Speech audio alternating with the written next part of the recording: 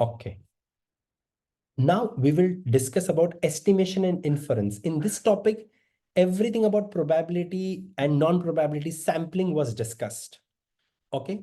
Plus, there was a very important concept of central limit theorem where the discussion of sample size leading to lower standard error was discussed.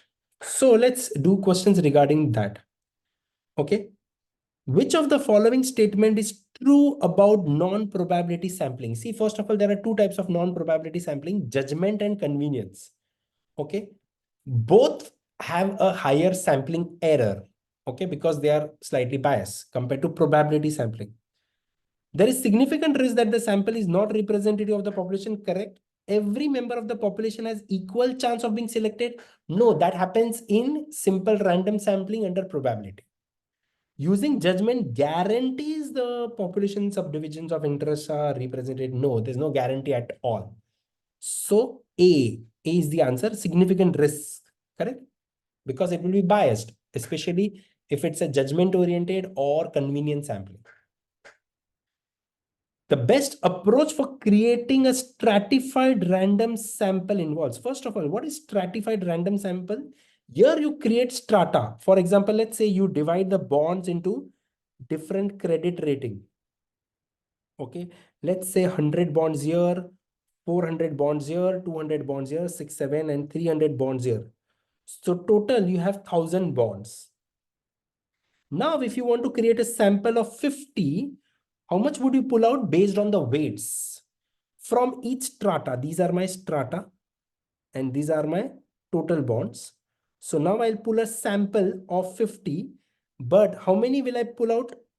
The first is 10%, 100 out of 1000. So 10% of 50, I'll take 5 from here. For second is 40%, 400 out of 1000. So 40% of 50 is 20.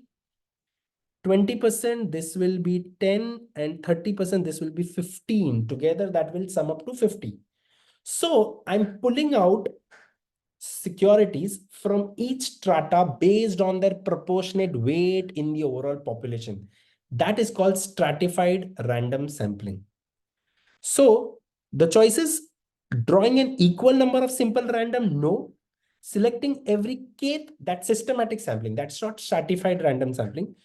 Drawing simple random samples from each subpopulation in sizes proportion to the relative size. Yes, that's the answer. Everyone cleared? Got it? Yes. Okay. Any questions? A population has a non-normal distribution with mu and variance, mean and variance. The sampling distribution of the sample mean computed from samples of large size from the population will have. See, under the central limit theorem, the two major properties are that assuming the sample size is large means greater than 30, the sample mean will be equal to population mean, and the sample variance will be equal to population variance divided by the sample size. That's the concept of central limit theorem. So whether, and this is applicable whether it's a normal or a non-normal distribution, both.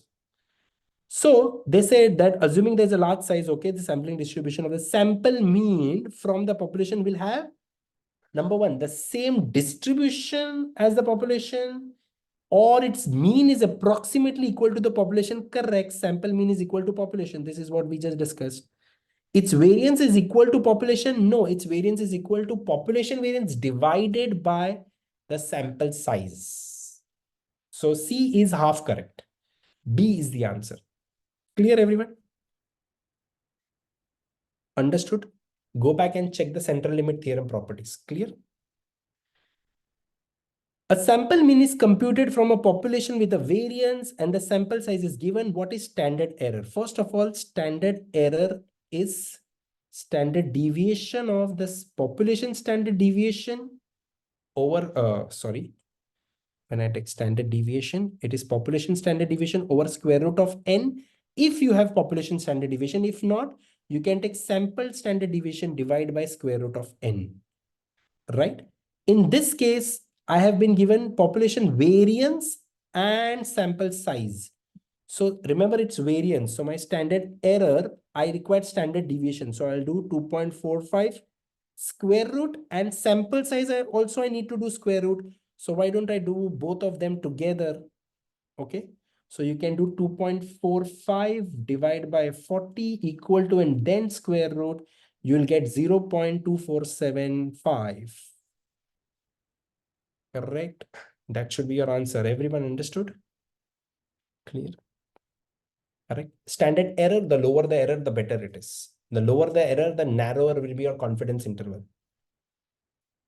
Compared with Bootstrap, jackknife. Now, what is jackknife? In Bootstrap, you're drawing the samples of the same size.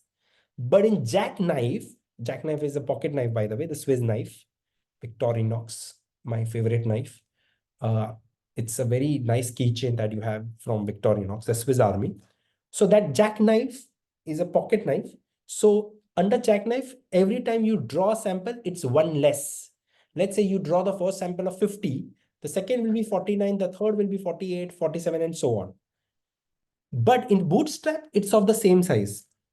So what is the question? Compared to bootstrap resampling, jackknife resampling is done with replacement. No, we don't do replacement. Usually requires that the number of repetition is equal to sample size. Yes. Because let's say, what if my sample size is 50 first? The second will be 49, the third will be 47, and this will go on till I take the total 50 samples. Okay. So in jackknife, the number of samples are equal to sample size. In Bootstrap, they are unlimited. Produces dissimilar results for every run because resamples are randomly drawn. No, that's not the answer. The correct answer is B. Everyone understood this? Anyone, any questions? Clear? Any doubts? Anyone? Okay. No questions? Yep. Perfect. Thank you. Okay. So since no questions, we'll meet up in the next session. Okay. If there is anything, do let me know. I'll catch up you all in the next session. Thank you.